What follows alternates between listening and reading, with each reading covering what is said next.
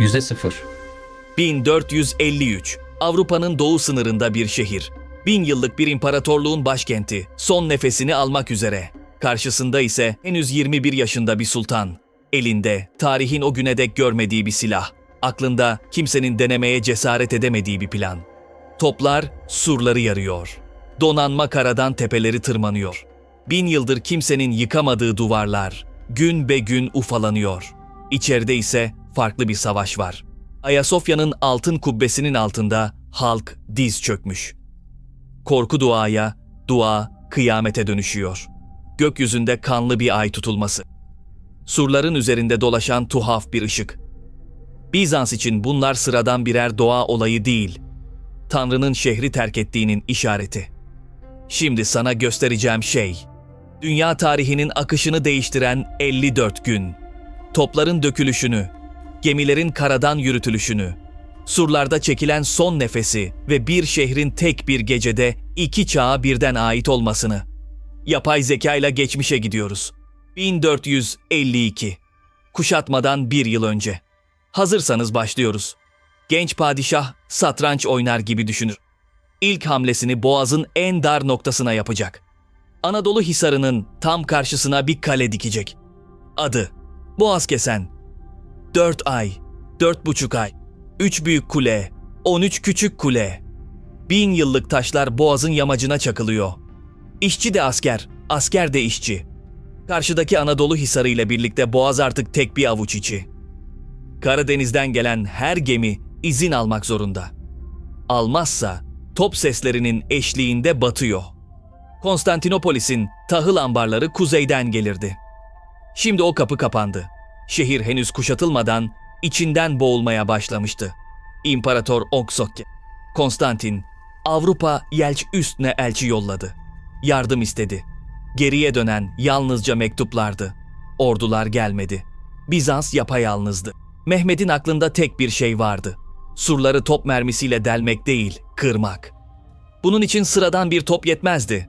Dev bir silah gerekiyordu. Macar bir döküm ustası, adı Urban. Önce İmparator Konstantin'in kapısını çaldı. Ancak Bizans parayı veremedi. Adam atını sürdü, doğruca Edirne'ye, Osmanlı sarayına geldi. Padişah sordu. Konstantinopolis surlarını yıkacak bir top dökebilir misin? Urban'ın cevabı netti. Cennetin duvarlarını bile yıkarım. Urban, Sarıca Paşa, Mimar Muslihiddin. 3 dahi bir araya geldi.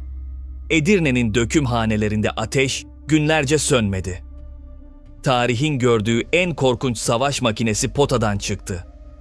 8 metre uzunluğunda, 76 santimetre namlu çapında. 540 kilo. Tek bir taş güllenin ağırlığı buydu.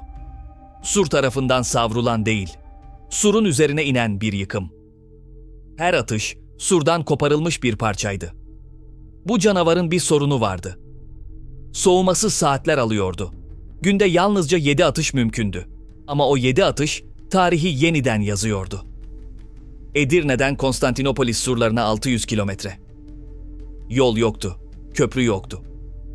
60 öküz topu çekiyor, 200 asker tekerleklerin etrafında yürüyordu.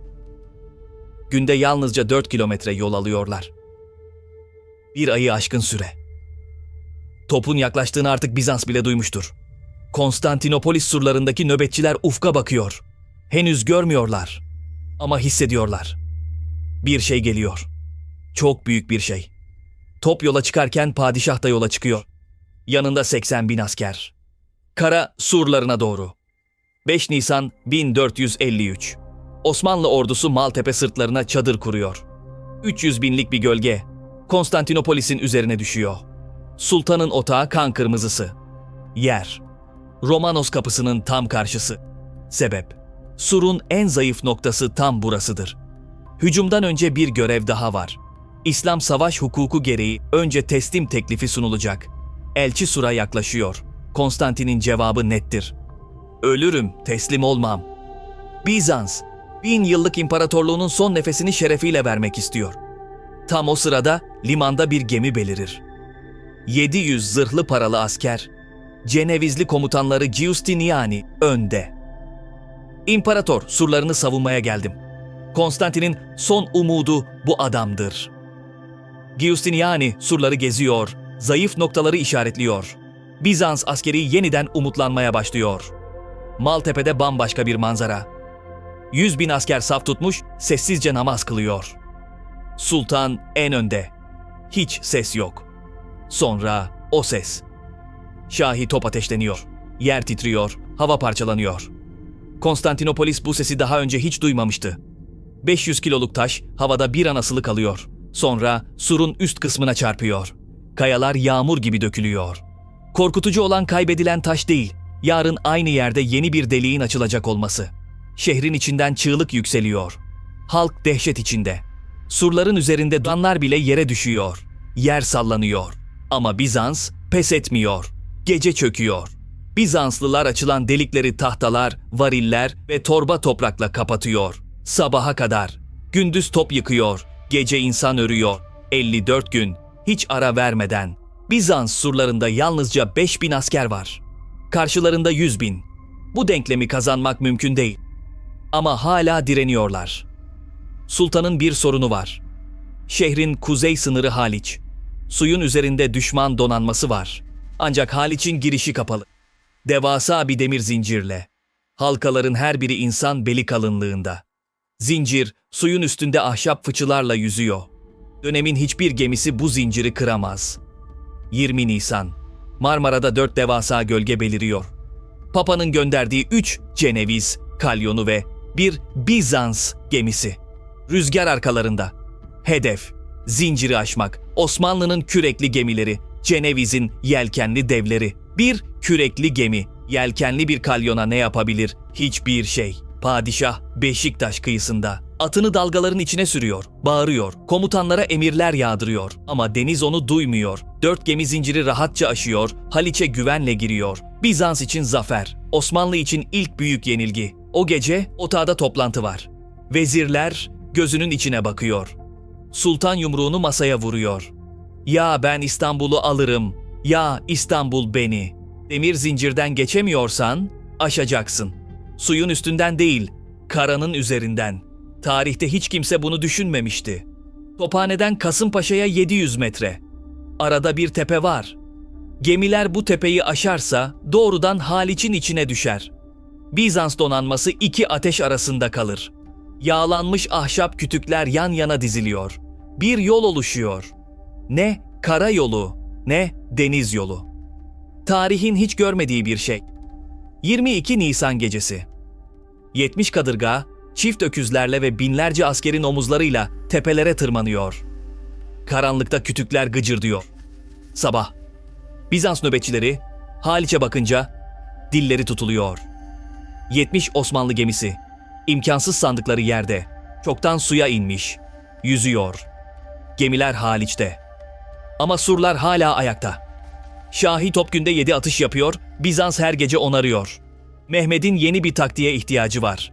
Yeraltı, karanlık, Sırp madencileri, görev.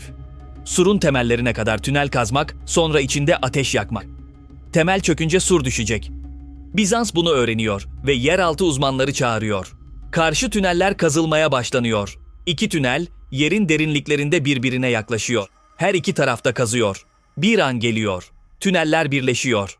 Karanlıkta, toprağın altında, havanın tükendiği o dar geçitte bıçaklarla çatışma başlıyor. Bizans, tünel ağzına yağ döküp ateşe veriyor. Osmanlı askerleri toprağın altında boğularak can veriyor. Yerin altındaki savaş, yerin üstündekinden çok daha vahşi. 18 Nisan gecesi. Mehmet, büyük taarruz emrini veriyor. Mehter sesleri yeri göğü inletiyor. Tekbirler yükseliyor. 1000 meşale aynı anda tutuşuyor. Binlerce asker surlara doğru koşuyor. Bizanslılar uykudan fırlıyor. Surların üzerinde omuz omuza, el ele tutuşuyorlar. Çatışma saatlerce sürüyor. Osmanlı kayıpları ağır. Şafak sökerken Mehmet geri çekilme emrini veriyor. Surlar hala ayakta. Şehrin içinde halk umutsuz. Son çare olarak Meryem Ana ikonu sokaklarda dolaştırılıyor. Yüzyıllardır süregelen bir ayin. Tören sırasında ikon taşıyıcının elinden kayarak yere düşüyor. Halk donup kalıyor. hemen ardından şiddetli bir fırtına patlak veriyor. Bizans için artık iş bitmiştir. Bu sıradan bir uğursuzluk değil, Tanrı'nın ayağa kalkıp şehri terk ettiğinin işareti. İçeride moral sıfıra düşüyor. Padişah son bir kez teklif gönderiyor. Teslim ol. Halkının canı ve malı emniyette olacak. Konstantin'in yanıtı yine aynı. Hayır. 28 Mayıs gecesi. Otağdan emir çıkıyor. Sabah son hücum. O gece Osmanlı ordugahında 10 binlerce ateş yanıyor. Gökyüzü kızıla boyanıyor. 29 Mayıs şafağı. Borazanlar, mehter, tekbir. Surlara ilk koşanlar serden geçtiler. Üzerlerinde ne zırh ne kalkan, yalnızca kılıç ve cesaret. Onların ardından Anadolu birlikleri geliyor. Disiplinli, zırhlı, çelik bir yumruk. Şahi topunun açtığı her gediye akıp doluyorlar. Sur'daki Bizans kanatları zorlanmaya başlıyor. Bizans savunmasının kalbi Giustiniani aniden vuruluyor. Yaralı geri çekiliyor. Bu tek adam, bu tek çekilme, Bizans için psikolojik felakete dönüşüyor. Mehmet son kartını oynuyor. Yeniçeriler. Osmanlı'nın seçkin gücü. Başlarında beyaz bök, ellerinde yatagan. Tek bir komutla surlara atılıyorlar. Onlarca Yeniçeri aynı anda Gedi'yi aşıyor, surun üstüne çıkıyor. Yarım saat geçmeden Osmanlı sancağı dalgalanıyor. Surlar nihayet düşüyor. İmparator Konstantin son kez kılıcını çekiyor. Soylulara dönüyor. Şehir benimle birlikte düşecek. Sokak çatışmasının içine dalıyor. Bir daha çıkmıyor. Konstantinopolis düşüyor. 1000 yıllık başkent Osmanlı'nın eline geçiyor. Tarih, kayıt için bir an durakslıyor. Bir çağ kapanıyor. Öğleden sonra. Padişah atına biniyor. Romanos kapısından şehre giriyor. Yanında Akşemseddin, ardında ordusu. Halk korkuyla diz çökmüş bekliyor. Titreyerek bekleyen halk, Mehmet'in yanındaki yaşlı şeyhi görüyor. Beyaz sakal, vakur duruş, derin bakış. Onu sultan sanıyorlar. Çiçeklerini ona uzatıyorlar. Akşemseddin tebessüm ediyor. Arkasındaki genç Mehmet'i işaret ediyor. Çiçekleri ona veriniz diyor. Padişah benim ama o benim hocamdır. Tarih bu cümleyi unutmadı. Bu küçük an, fethedilmiş bir şehirde tarihin yönünü değiştiren bir mesajdı. Halk gördü ki yeni sultan, kuvvetin önünde değil, bilgeliğin önünde eğiliyordu. Bu cümle, yüzyıllar boyunca Osmanlı'nın hocaya saygısının simgesi olarak anlatıldı. İlmin kılıçtan büyük olduğunu söyleyen bir uygarlığın ilk işareti. Padişah at üzerinden korkuyla bekleyen kalabalığa sesleniyor. Kalkın, bugünden itibaren canınız, malınız ve inancınız benim güvencem altındadır. Bu söz dönemin Avrupa'sında imkansızdı. Yenen ordu, yenilen halkı yağmalardı. Mehmet, 5000 yıllık bu savaş geleneğini tek bir cümlede kırdı. Ama bu kararın gerçek ağırlığını anlayabilmek için 250 yıl geriye dönmek gerekiyor. 1204. Aynı surlar, aynı şehir. 4. Haçlı Seferi yola çıkıyor. Niyet temiz, hedef Kudüs. Müslümanlardan kutsal toprakları geri almak. Papa Innocentius bu sefere kutsama veriyor. Ama bir adam vardı. 90 yaşında, kör, dahi ve acımasız. Venedik doçu Enrico Dandolo. Haçlılar gemilerinin bedelini ödeyemiyordu. Dandolo bu borcu silah gibi kullandı. Önce Konstantinopolis dedi, sonra Kudüs. Ordu kandırıldı, hedef kayboldu. 13 Nisan 1204. Latin şövalyeleri surları aşıyor. 7 gün, 7 gece. Konstantinopolis, kuruluşundan 9 asır sonra ilk kez yağmalanıyor. Üstelik bunu yapanlar yine Hristiyanlardı. En büyük yıkım Ayasofya'da yaşandı. 1000 yıllık ayinlerin yapıldığı sunaklar parçalandı. Asırlık altın ikonlar eritildi. Atlarla mabede girildi. Bir sarhoş kadın patriğin tahtına oturtuldu. Halk dehşet içinde izledi. Latin yağmasının ardından şehir artık aynı şehir değildi. 1261'de Bizans geri döndüğünde karşısında bir hayalet buldu. Nüfusu erişmiş, hazineleri çalınmış, ruhu kırılmış bir şehir. Asırlar geçti, yara kapanmadı. Konstantinopolis bir daha eski Konstantinopolis olmadı. İşte bu yüzden Bizans halkı Mehmet'in adaletini tartarken o yara hala tazeydi. Kendi dindaşlarından gördüğü vahşeti Müslüman Fatih'ten görmedi. Kiliseler ayakta kaldı, halk korundu, patrikhane güvence altına alındı. Tarih bu garip ironiyi unutmadı. Yağmacı kardeş çıktı. Adaletli olan ise yabancı, sanılanın kapısında duruyordu. İlk durağı Ayasofya. 1000 yıllık devasa kubbenin altına giriyor. Halk içeride toplanmış, korkudan titriyor. Mehmet onlara da aynı güvenceyi veriyor. Sonra bir an duruyor. Asırlardır beklenen müjdeyi hatırlıyor. Konstantiniye elbet fetholunacaktır. Onu fetheden komutan ne güzel komutan. Onu fetheden ordu ne güzel ordudur. 800 yıldır bu hadis dilden dile dolaştı. 800 yıl boyunca Müslüman komutanlar denedi. Hepsi başaramadı. 21 yaşındaki bir genç, 5 asırdır beklenen muştuyu nihayet gerçeğe dönüştürdü. O an Mehmet yalnızca bir şehir almadı. Asırlık bir bekleyişi sonlandırdı. Fethin akşamı. Mehmet, yıkık Bizans sarayını geziyor. Dudaklarından eski bir Fars beyti dökülüyor. Kayser'in sarayının kemerlerinde artık örümcekler nöbet tutuyor. Efrasiyab'ın sarayında baykuşlar davul çalıyor. Bu beyit bir zafer nidası değildi. Bir uyarıydı. En büyük imparatorluklar bile zamanın çarkına dayanamaz. Mehmet bunu söylerken biliyordu. Bir gün kendi sarayında da örümcekler nöbet tutacaktı. Tarihin en büyük dersi, işte bu sessiz bilinçte gizliydi. 1453. Bir imparatorluk bitti. Bir çağ kapandı. Konstantinopolis, artık İstanbul.